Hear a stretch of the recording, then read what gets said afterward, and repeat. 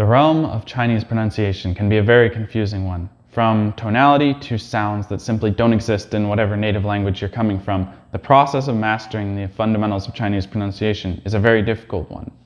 But for me, it was even after getting a firm grasp on these fundamentals that a whole new torrent of more confusing and perplexing questions arrived. Questions that I couldn't get the answers to from even native speakers. So I plan to dive into these questions now and answer them with the experience that I have as concretely as possible. But first, to provide a little context for this discussion, I want to very quickly answer the question, how do you learn the basics of Chinese pronunciation? So start one sound or one syllable at a time, listen to a native speaker recording, and mimic it as closely as you can yourself. Make sure to research the way that native speakers physically use their mouths to pronounce each sound. There's plenty of resources of this available on YouTube.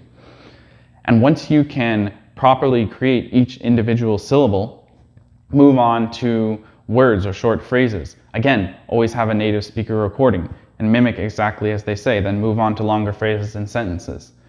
As a beginner or even beginner intermediate, it's important to have the reference native speaker recording so that your mind can distinguish between the way that they speak and the way that you speak and find any errors you're making. From time to time, record yourself. And what I recommend is that after you record yourself, wait a day or even a couple days before you listen to that recording. When you listen to it, imagine that it's someone that you don't know who sent you a recording. Listen to it as objectively as possible with the goal simply to provide feedback on how this person can improve their Chinese.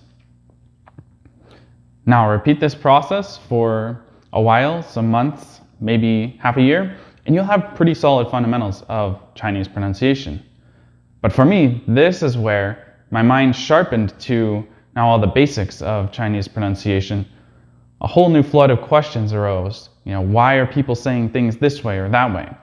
And so these are the questions that I want to dive into right now.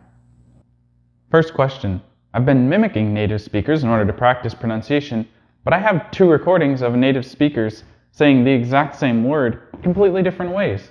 So which do I copy? Which one's right? Let's start with the general answer.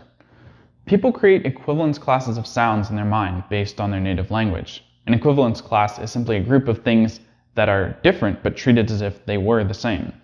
So native speakers of different languages hear different groups of sounds as the same or different.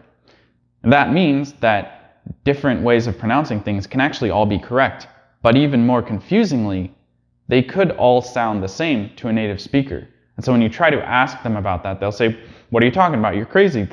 These are all the same." So to hear the language somewhat like a native speaker, you need to train your mind to hear these equivalence classes of sounds as similar. And that usually means finding some way in which they're similar, even though they seem very different to you. And then in order to speak properly, I generally recommend as a default to pick the middle ground sound within each equivalence class as your starting point. So let's apply these ideas to specific concrete examples of characters in Chinese. But first, with a quick caveat, non-standard accents, like the way that many Chinese people pronounce ch as c, are not to be treated in this way. Non-standard accents are simply widespread cases of mispronunciation. The word nian is very confusing. Why does sometimes it seem to be pronounced as nian and sometimes as nian? What's happening here? Which one's correct? Number 1, Chinese is an unstressed language. That means it's not incorrect to place emphasis wherever you want, unlike English, which is clearly the wrong way to pronounce the word English. However, when speaking Chinese yourself, try to place the emphasis on a character-by-character basis, not on a subsyllable level. Number 2, nian consists of 2 simultaneous changes in sound that are occurring together.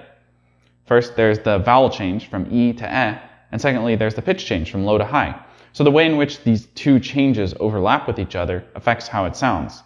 To give a very exaggerated example, I could change the vowel sound at the very end or the very beginning, yielding nian or nian.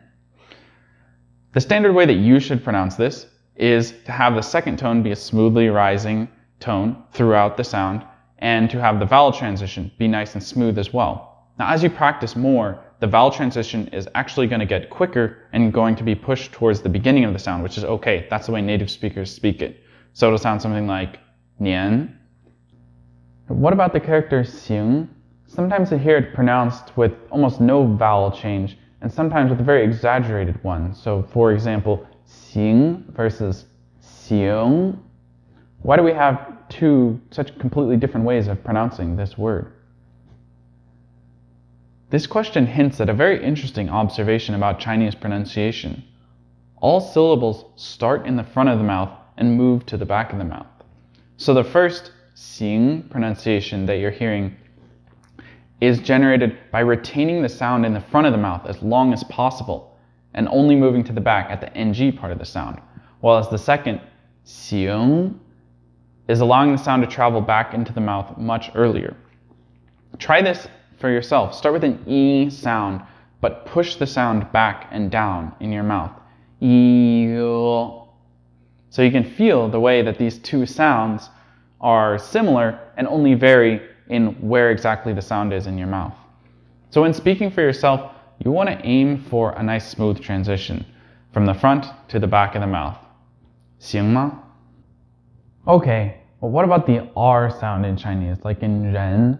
How come it can sound like two completely unrelated sounds, sometimes just like an R and sometimes like a zh sound? For this one, the key is finding a single variable that we can modify to get from one sound to the other. So let's start with the very exaggerated zh sound. So say the word ren. Now, lightly reduce the pressure of the tongue on the roof of your mouth. Ren. Now once again, make it even gentler.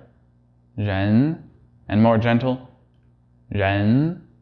And now you can see how we transitioned between these two sounds by just modulating one factor. So this should help to make your brain recognize why it makes sense to place these two sounds in the same equivalence class. But how about speaking it for yourself? I recommend to pick a nice middle ground where you have a gentle pressure of the tongue on the roof of the mouth. It'll give you a nice authentic sound, and I think a lot of native English speakers tend to pronounce it too much like an English R. It's not an English R. Ren. Final question. What about the W as in wei? Sometimes in Chinese this seems to be pronounced like just a pure W, but sometimes it seems to be pronounced more like a V. And even more confusingly, it seems that depending on the word that it's placed in, it has a higher tendency to be pronounced like either a W or a V. So what's going on here? Why does this happen? Firstly, Chinese has no V sound, so they don't need to differentiate between V and W. But even if they don't need to differentiate, why would they start to merge the sounds? We need to find that axis of similarity again. So let's start with a very pure W like 为什么. Now, say it again, but this time tighten your lower lip just a little bit. 为什么? Now tighten your lower lip more. 为什么? Now like you're really frustrated, tighten your lower lip. 为什么?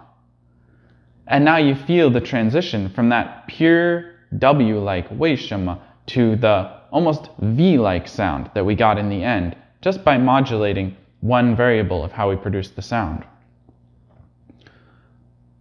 So now the second half of the question still remains. Why does the V-like W tend to appear more often in some sounds like 为什么, but in other words like 娃娃? You'll always hear the pure W sound. Notice the vowel sound that follows the W. In the case of 为什么, it's an A which involves a really tight mouth and especially a tight lower lip, whereas in 娃娃, it's an A which involves a loose and open mouth. So the vowel sound that follows the W naturally influences the way that the W is pronounced. As for pronouncing it yourself, as a beginner, it's totally fine to start with just a pure W sound. But if you're so inclined and you want to, feel free to experiment with tightening your lower lip to produce that Chinese V-like W sound. Just make sure that you're not producing an English V sound, because that's a different sound entirely. In summary, small changes in the way sounds are produced can generate significantly different sounds. And these differences are particularly obvious to non-native speakers of the language in question. The The 4 examples we discussed were 1, nian, in which the crucial factor was the timing of the vowel change from I to E. 2, xing, in which it was the timing of the transition of the sound from the front to the back of the mouth. 3, the R in ren, in which the critical factor was the tongue pressure on the roof of the mouth. And finally, the W in wei, in which the tightness of the lower lip could make that W sound more like a V. So what questions about the peculiarities of Chinese pronunciation do you have that I have not addressed? Leave a comment and I'll be happy to answer.